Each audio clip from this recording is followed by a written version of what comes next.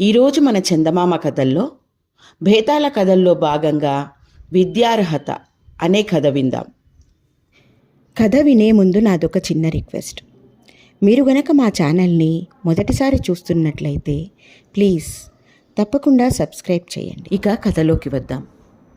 పట్టుబదలని విక్రమార్కుడు చెట్టు వద్దకు తిరిగి వెళ్ళి చెట్టుపై నుండి శవాన్ని దించి భుజాన వేసుకుని ఎప్పటిలాగే మౌనంగా శ్మశానం కేసి నడవసాగాడు.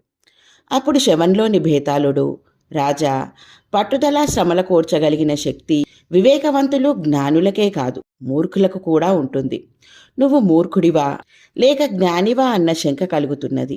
ఏది ఏమైనా జ్ఞానిగా పేరొందిన ఒక స్వార్థపరుడి కథ చెబుతాను, శ్రమ తెలియకుండా విను అంటూ ఇలా చెప్పసాగాడు. కోసల రాజధాని నగరం పొలిమేరల్లో విద్యానంద యోగి అనే పండితుడు ఒక గురుకులాశ్రమాన్ని నెలకొల్పాడు. ఆయన బోధనల వల్ల పరమ మూర్ఖులు కూడా మహాజ్ఞానవంతులవుతారన్న ప్రతీతి వచ్చింది. కోసల రాజుకు 2 భార్యలు. పెద్ద భార్య కొడుకు విజయుడు బుద్ధిమంతుడు, 16 ఏళ్ల వయస్సులోనే సకల శాస్త్ర పారంగతుడయ్యాడు. రెండో భార్య కొడుకు అజయుడు మాత్రం అతి గారాభం వల్ల ఒక్క విద్య కూడా తిన్నగా నేర్చుకోలేదు. ఒక రోజున చిన్నరాణి అజయుడి పరిస్థితి గురించి భర్తకు చెప్పుకుని, నా గారాభం వాణ్ణి పాడు చేసిందని ఒప్పుకుంటాను. నా తప్పు మన్నించి వాడికి కూడా సకల శాస్త్రాలు వంటబట్టేలా చేయండి. విజయుడితో పోల్చి అంతా వాణ్ణి చిన్నబుచ్చుతూ ఉంటే నాకు అవమానంగా ఉంటున్నది అన్నది. కోసల రాజు ఇది విని, చేసుకున్న వారికి చేసుకున్నంత మహదేవ, అజయుడు శుద్ధమొద్దు, వాడికి చదువు రాదు, దీనికి నేనేం చేయగలను అన్నాడు. అజయుడు చాలా తెలివైనవాడు. అతడి దృష్టిని చదువు మీదికి మళ్లించగల మంచి గురువు లభిస్తే చదువులో వాడు అన్నను మించిపోగలడు అన్నది చిన్నరాణి.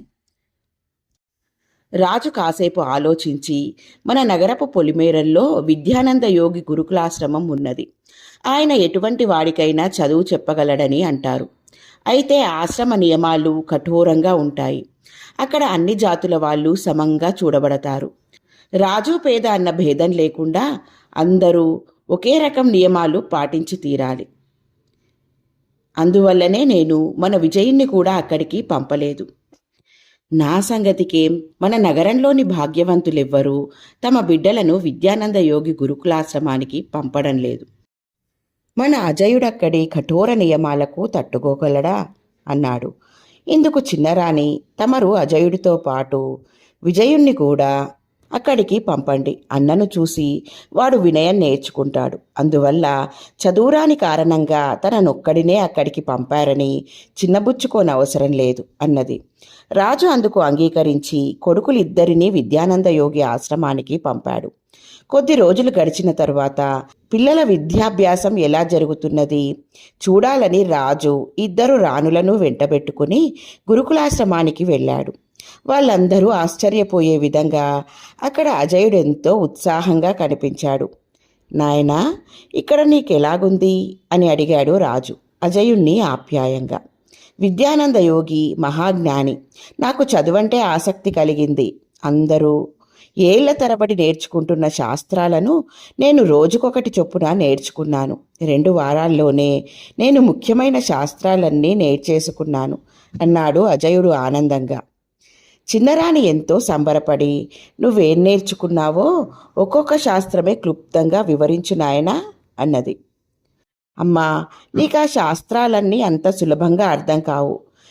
తీరిక సమయంలో నేను గురువుగారి వద్ద విన్న ఉపనిషత్ కథలు చెబుతాను. ప్రతి కథలోనూ ఎంతో గొప్ప నీతి ఉన్నది అంటూ అజయుడు అప్పటికప్పుడు కొన్ని కథలు చెప్పాడు. ఆ కథలన్నీ మూర్ఖులకు సంబంధించినవి.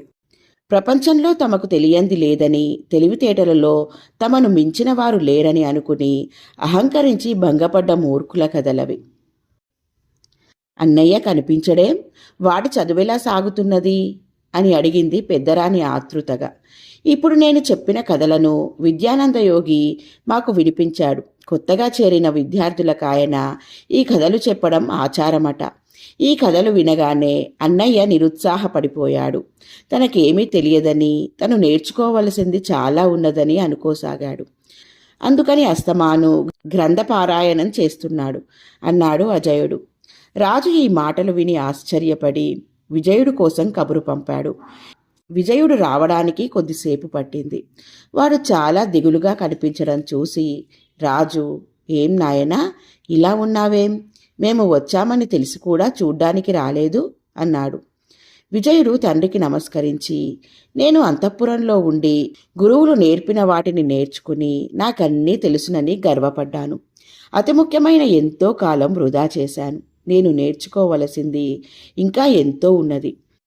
త్వరలోనే రాజ్యభారం నిర్వహించవలసి ఉన్నది. కాబట్టి వీలైనంత త్వరగా అన్నీ తెలుసుకోవాలని అనుకుంటున్నాను. అందుకే నా సమయంలో ఒక్క క్షణం కూడా వృధా చేయడం లేదు అన్నాడు వినయంగా. ఈలోగా విద్యానంద యోగి అక్కడికి వచ్చి, ప్రభువుల రాక గురించి నాకు కొంత ఆలస్యంగా తెలిసింది. జపంలో ఉన్నాను. నా ఆలస్యాన్ని మన్నించండి. నా శిష్యులు తమకి ఏమీ లోటు చేయలేదు కదా అన్నాడు.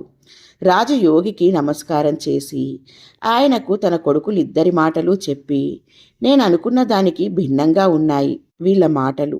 వీరి చదువుపై మీ అభిప్రాయం ఏమిటి అని అడిగాడు. ప్రభు, విజయుడిక్కడ 2 సంవత్సరాల పాటు విద్యాభ్యాసం చేస్తే సకల శాస్త్ర పారంగతుడిగా నేను యోగ్యతా పత్రం ఇస్తాను. అది పొందిన వ్యక్తికి భక్తి, వేదాంత, లోకజ్ఞానాల్లో తిరుగుండదు అన్నాడు విద్యానందయోగి. మరి అజయుడి సంగతి ఏమిటి అని అడిగాడు రాజు. అజయుడు అసాధారణ ప్రజ్ఞావంతుడు, ఏకసంతాగ్రహి.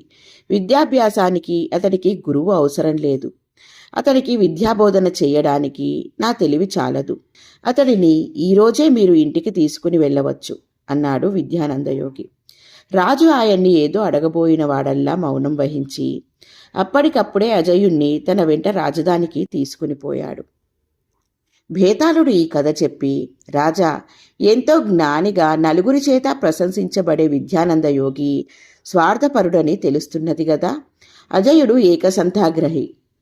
అతని విద్యాభ్యాసానికి గురువు అవసరం లేదు అన్న యోగి మాటల వెనుక ఏదో మర్మం ఉండి ఉండాలి. తన దగ్గర అతడు మరికొంతకాలం విద్యనభ్యసిస్తే కానున్న రాజైన విజయుణ్ణి మించిపోగలడన్న భయం యోగికున్నదని నా అనుమానం. భవిష్యత్తులో రాజగురువుగా మరింత కీర్తి ప్రతిష్టలు గడించాలన్న యోగి స్వార్థబుద్ధే కదా అజయుడికి విద్య నిరాకరించడానికి మూల కారణం.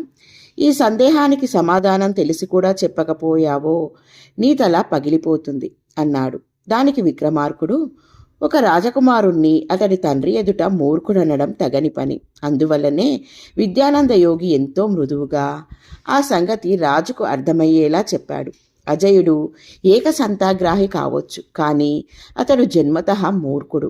అతడి మూర్ఖత్వం తొలగించాలని యోగి అతడికి కొన్ని మూర్ఖుల కథలు చెప్పాడు. అవి విన్న అజయుడికి తను ఆ కథలలో లాంటి మూర్ఖుడినన్న విషయమే స్ఫురించలేదు. 2 వారాల్లో తను సకల శాస్త్ర పారంగతుడిని అయ్యాడనుకునే అజయుడు నిజంగానే శాస్త్రజ్ఞానంలో దిట్ట అయితే అహంకారం కొద్దీ అందర్నీ బాధించగలడు. అతడు రాజుకొడుకు కావడం వల్ల అతడి అహంకారం లోకులందరికీ ఇబ్బంది కలిగిస్తుంది. ఆ కారణంగా అతడు విద్య నేర్చుకునేందుకు అర్హుడు కాదు.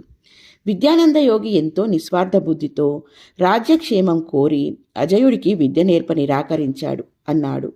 రాజుకు ఈ విధంగా మౌనభంగం కలగగానే భేతాళుడు శవంతో సహా మాయమై తిరిగి చెట్టెక్కాడు.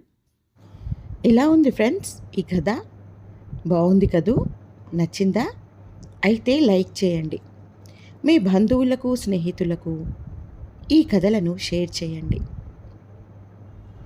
మరిన్ని మంచి మంచి కథల కోసం మా ఛానల్ను తప్పకుండా సబ్స్క్రైబ్ చేయండి. మరొక మంచి కథతో మళ్ళీ కలుద్దాం. ఉంటాను మరి.